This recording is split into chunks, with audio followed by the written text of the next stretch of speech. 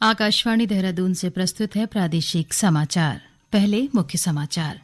देहरादून में 8 और 9 दिसंबर को होने वाले वैश्विक निवेशक सम्मेलन की तैयारियां जोरों पर। मुख्यमंत्री पुष्कर सिंह धामी ने कहा, सम्मेलन से राज्य में निवेश बढ़ेगा और प्रदेश की अर्थव्यवस्था को बढ़ावा मिलेगा। राष्ट्रपति द्रौपदी मुर्मू ने अंतर्राष्ट्रीय दिव्यांगजन दिवस पर राष्ट्रीय पुरस्कार प्रदान किए। केंद्रीय पर्यटन मंत्रालय ने राष्ट्रीय सर्वश्रेष्ठ पर्यटन ग्राम प्रतियोगिता और राष्ट्रीय सर्वश्रेष्ठ ग्रामीण होम स्टे प्रतियोगिता 2024 शुरू की। और विकसित भारत संकल्प यात्रा को लेकर प्रदेश की जनता में भारी उत्साह।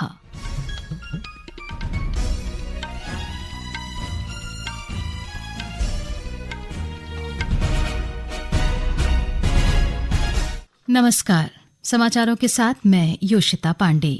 अब समाचार विस्तार से।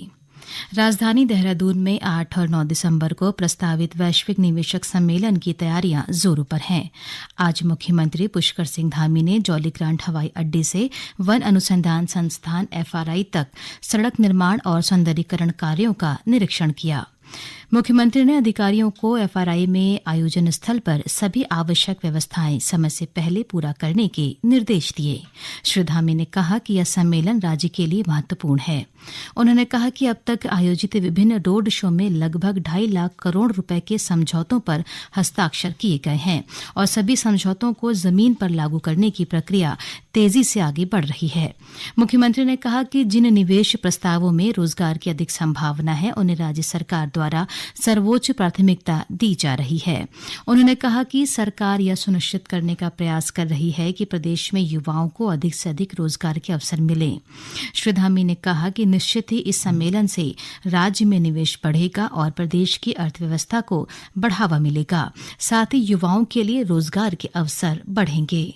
हो जाएगी तो इससे हमें बहुत सारी आशाएं हैं। उसको लेकर हम लोग बहुत दिनों से तैयारी कर रहे थे। सारे लोग लगे हुए हैं। ग्राउंडिंग भी हमारी हो चुकी है, उसकी प्रक्रिया भी आगे बढ़ रही है। इससे जहां निवेश बढ़ेगा, हमारे राज्य की आर्थिकी बढ़ेगी, इसके साथ साथ नौजवान युवाओं को रोजगार भी मिलेगा। और हमारी प्राथमिकता यह भी है कि जो अधिक से अधिक रोजगारों का सृजन करने वाले निवेशक होंगे, उनको हम अपने यहाँ प्राथमिकता देंगे। आदरणीय प्रधानमंत्री जी का हमें इसमें पूरा मार्गदर्शन है और उन्होंने जो वाइब्रेंट गुजरात जब शुरू किया था, उसी से प्रेरणा लेकर हम लोग इस काम को कर रहे हैं। डेस्टिनेशन उत्तराखंड।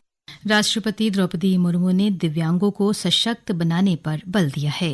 आज नई दिल्ली में अंतर्राष्ट्रीय दिव्यांगजन दिवस पर राष्ट्रीय पुरस्कार प्रदान करते हुए उन्होंने कहा कि दुनिया की आबादी में 15% लोग दिव्यांग हैं। राष्ट्रपति मुर्मू ने कहा कि दिव्यांगजनों का संघर्ष और उनकी उपलब्धियां लोगों के लिए प्रेरणा का स्रोत हैं। राष्ट्रपति ने दिव्यांगों के सशक्तिकरण की दिशा में उल्लेखनीय प्रयासों के लिए लोगों, संस्थाओं, संगठनों, राज्य और जिले को कुल 30 पुरस्कार प्रदान किए। इस अवसर पर सामाजिक न्याय और अधिकारिता मंत्री डॉ वीरेंद्र कुमार ने कहा कि दिव्यांगजनों को सरकारी योजनाओं का लाभ दिलाने के लिए 1 करोड़ से अधिक विशिष्ट दिव्यांग पहचान पत्र बनाए गए हैं। उन्होंने कहा कि दिव्यांगजनों के लिए रोजगार में 4% की आरक्षण की व्यवस्था की गई है। डॉ वीरेंद्र कुमार ने कहा कि दिव्यांगजनों के समग्र विकास में भारतीय संकेत भाषा संस्थान और दिव्यांग खेल प्रशिक्षण केंद्र महत्वपूर्ण भूमिका निभा रहे हैं। इस बीच देहरादून सहित प्रदेश के विभिन्न स्थानों पर विश्व दिव्यांग दिवस पर मानसिक स्वास्थ्य की जागरूकता और बचाव के लिए कार्यशाला हुई। पर्यटन नगरी नैनीताल ISO 9001 यानी अंतर्राष्ट्रीय मानकीकरण संगठन से प्रमाणित पानी पिलाने वाला उत्तराखंड का पहला शहर बन गया है। ISO द्वारा नैनीताल जल संस्थान को प्रमाण पत्र जारी कर दिया गया है। उत्तराखंड जल संस्थान के अधिशासी अभियंता विपिन चौहान ने बताया कि अंतर्राष्ट्रीय मानकीकरण संगठन ने नैनीताल जल संस्थान के द्वारा नगर में की जा रही पेयजल की आपूर्ति का ऑडिट किया था, जिसमें नैनीताल नगरीय क्षेत्र का पेयजल पूरी तरह से ISO 9001 के मानकों के अनुरूप पाया गया। गौरतलब है कि ISO यानी अंतर्राष्ट्रीय मानकीकरण संगठन 160 से अधिक देशों के राष्ट्रीय मानक निकायों से बनी एक अंतर्राष्ट्रीय संस्था है, जो ग्राहकों की अपेक्षाओं और आवश्यकताओं को पूरा करके ग्राहकों की संतुष्टि में वृद्धि करता है। आकाशवाणी के देहरादून केंद्र से प्रसारित किए जा रहे हैं। ताजा समाचार के लिए आप हमारे फेसबुक पेज आकाशवाणी समाचार उत्तराखंड और ट्विटर हैंडल @AIR News_DDN को फॉलो कर सकते हैं। ये समाचार यूट्यूब चैनल आकाशवाणी समाचार उत्तराखंड को सब्सक्राइब कर सुने जा सकते हैं। साथ ही आकाशवाणी की वेबसाइट www.newsonair.gov.in/उत्तराखंड पर लॉग इन कर देख सकते हैं। केंद्रीय पर्यटन मंत्रालय ने देश में ग्रामीण पर्यटन को प्रोत्साहन देने और विकास करने के लिए राष्ट्रीय सर्वश्रेष्ठ पर्यटन ग्राम प्रतियोगिता और राष्ट्रीय सर्वश्रेष्ठ ग्रामीण होम स्टे प्रतियोगिता 2024 शुरू किया है। मंत्रालय ने कहा है कि सरकार ने ग्रामीण होम स्टे को बढ़ावा देने के लिए राष्ट्रीय नीति के साथ साथ ग्रामीण पर्यटन के विकास के लिए व्यापक राष्ट्रीय नीति और कार्य योजना शुरू की है। ग्रामीण पर्यटन के विकास के लिए अनुकूल माहौल बनाने के लिए मंत्रालय इन प्रतियोगिताओं के माध्यम से उद्योग, हितधारकों, गैर सरकारी संगठनों और स्थानीय समुदायों के साथ सक्रिय रूप से जुड़ा हुआ है। मंत्रालय ने कहा कि प्रतियोगिताओं का उद्देश्य ग्रामीण पर्यटन में उत्कृष्ट योगदान की पहचान करने और उन्हें पुरस्कृत करने के लिए गांवों और ग्रामीण होम स्टे के बीच स्वस्थ प्रतिस्पर्धा विकसित करना है। प्रतियोगिताओं के लिए आवेदन इस महीने की 31 तारीख तक भेजे जा सकते हैं। राष्ट्रीय सर्वश्रेष्ठ पर्यटन ग्राम प्रतियोगिता 2023 के पहले संस्करण में देश भर के 35 गांवों को स्वर्ण, रजत और कांस्य श्रेणियों में मान्यता दी गई थी। केंद्र सरकार की जन कल्याणकारी योजनाओं का व्यापक प्रचार प्रसार सुनिश्चित करने के उद्देश्य से शुरू की गई विकसित भारत संकल्प यात्रा का रथ आज देहरादून जिले के रेलवे स्टेशन, नेहरू कॉलोनी और गांधी पार्क पहुंचा। रथ में लगे एलईडी के माध्यम से स्थानीय निवासियों को पिछले 9.5 वर्षों में केंद्र सरकार के विकास कार्यों और जन कल्याणकारी योजनाओं की जानकारी दी गई। साथ ही लोगों को 2047 तक भारत को विकसित राष्ट्र बनाने की शपथ दिलाई गई। इस दौरान स्वास्थ्य शिविर और अन्य विभागों के स्टॉल लगाए गए।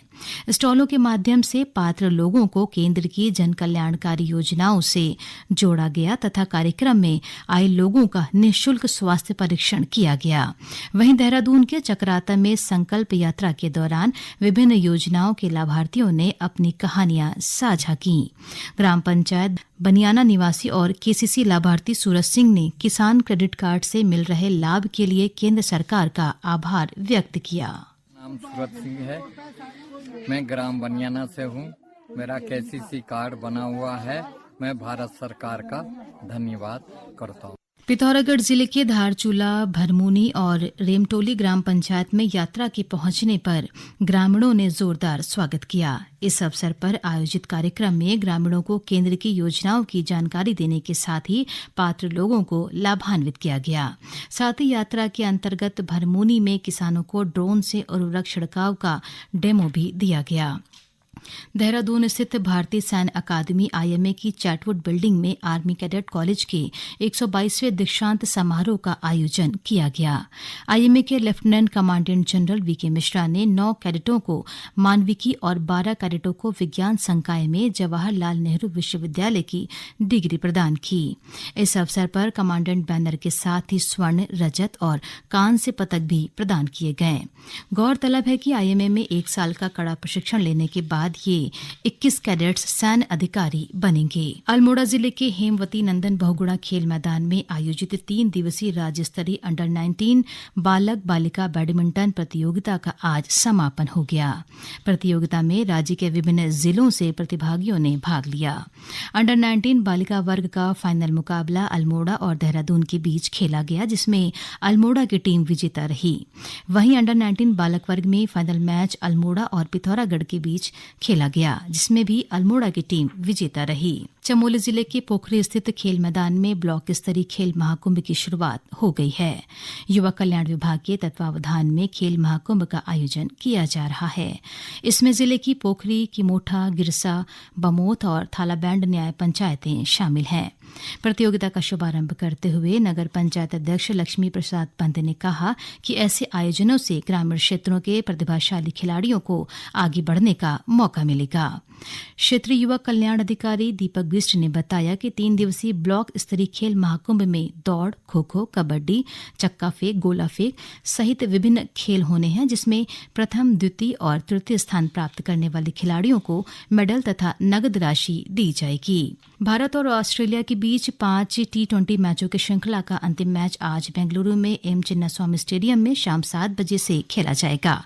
इस श्रृंखला में भारत को 3-1 की अजय बढ़त प्राप्त है।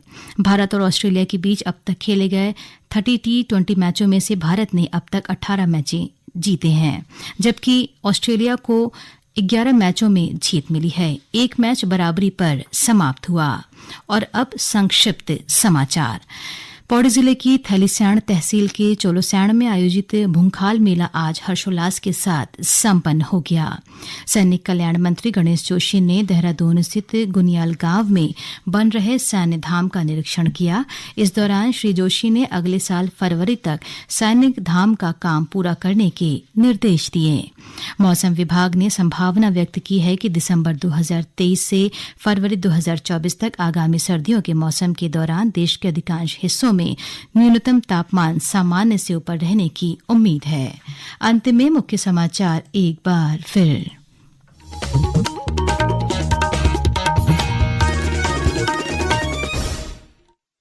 देहरादून में 8 और 9 दिसंबर को होने वाले वैश्विक निवेशक सम्मेलन की तैयारियां जोरों पर। मुख्यमंत्री पुष्कर सिंह धामी ने कहा, सम्मेलन से राज्य में निवेश बढ़ेगा और प्रदेश की अर्थव्यवस्था को बढ़ावा मिलेगा। राष्ट्रपति द्रौपदी मुर्मू ने अंतर्राष्ट्रीय दिव्यांगजन दिवस पर राष्ट्रीय पुरस्कार प्रदान किए। केंद्रीय पर्यटन मंत्रालय ने राष्ट्रीय सर्वश्रेष्ठ पर्यटन ग्राम प्रतियोगिता और राष्ट्रीय सर्वश्रेष्ठ ग्रामीण होम स्टे प्रतियोगिता 2024 शुरू की। और विकसित भारत संकल्प यात्रा को लेकर प्रदेश की जनता में भारी उत्साह। इसके साथ ही प्रादेशिक समाचार के बुलेटिन समाप्त हुआ। नमस्कार।